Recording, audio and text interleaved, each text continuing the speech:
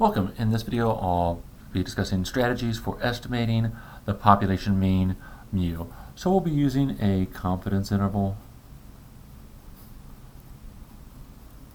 And remember that a confidence interval has two pieces. One is the point estimate,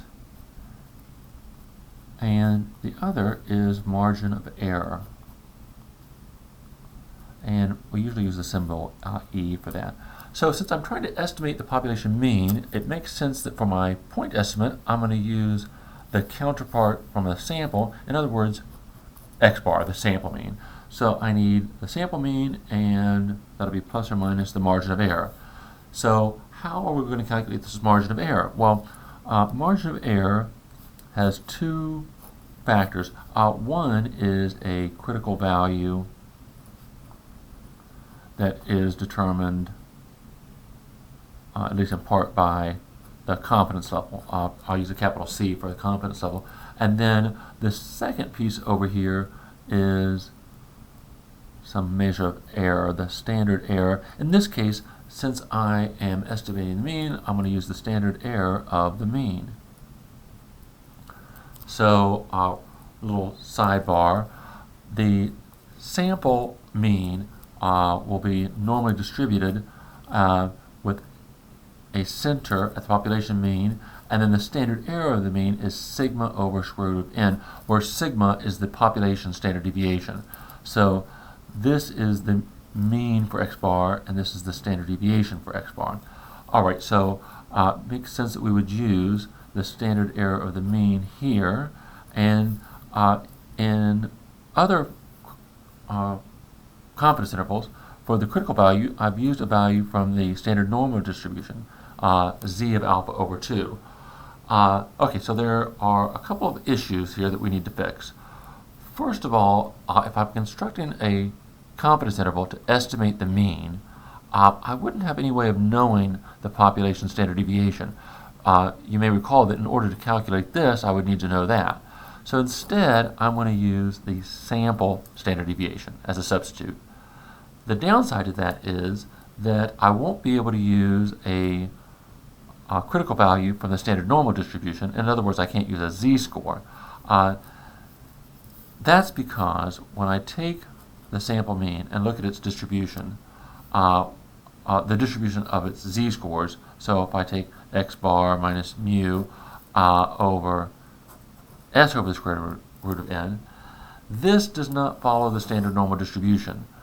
Instead, it follows the t distribution. And so I'm going to have to use a critical value of t, so t of alpha over 2.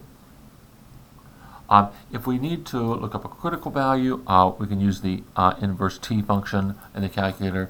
Just take the area or the probability in one of your tails, and then make sure you input the degrees of freedom, so that's one less than your sample size, and then you could find this critical value. But I also want to point out that there is a function in a TI which will do a lot of this work for you. So you'll find that in the stat menu, scroll over to test and go down to option 8, and there's a function for the t interval. There are two options. One of those is to input raw data, so this would be in a list. I'm just going to scroll over here so you can see what that would look like. You would have to say where's your raw data. Maybe it's in list 1, and then you can put in a confidence level, and then your calculator will generate the interval. If you don't have the raw data and you have summary statistics, you'll choose this option, and you're going to have to input the mean, standard deviation, and sample size, and of course a confidence level. So in my calculator now, I have a mean of 75, a standard deviation of 8, a sample size of 30, and a confidence level of 95. So if I scroll down to calculate, I can generate an interval, and I'll have a lower bound and an upper bound. So I'm just going to copy that down, rounding to whole numbers, 72 and 78. So this number represents x bar minus the margin of error, and this number is the sample mean plus margin of error. And looking at the calculator, the sample mean was 75. Excuse me. So if I want to know the margin of error, it would be the difference between these two numbers. So if I take 78 minus 75, I'll get 3. That's the margin of error. Another way is to think about half the length of this interval. So if you took 78 minus 72, that would give you 6, and then split that in half, and that would tell you the margin of error. If you want to interpret a confidence interval for the mean, you can say that we are, in this case, 95% confident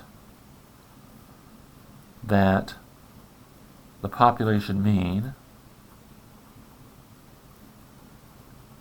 of whatever the population is. So maybe these were like test scores. The population mean, test score, so you'd replace this with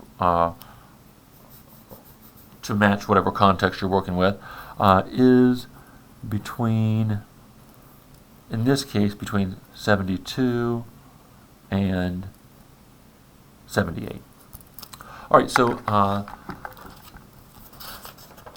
want to leave you with one other bit of information. So this technique that we're using to construct a confidence interval, there are a few requirements that you really should check before you proceed with this technique. First of all, your sample data should come from a random sample.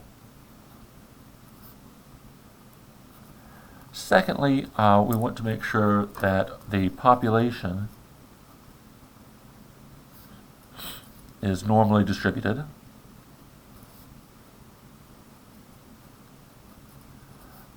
Or the sample size is large. One or the other is sufficient. Of course, if both are true, that's great. So I want to pause here for a second and say, to address this, the population is normally distributed. How would you know that? So we have a couple of options. First of all, you could look at a normal probability plot. So recall that that looks like kind of like a scatter plot, and you want to make sure that these points fall on or near a straight line.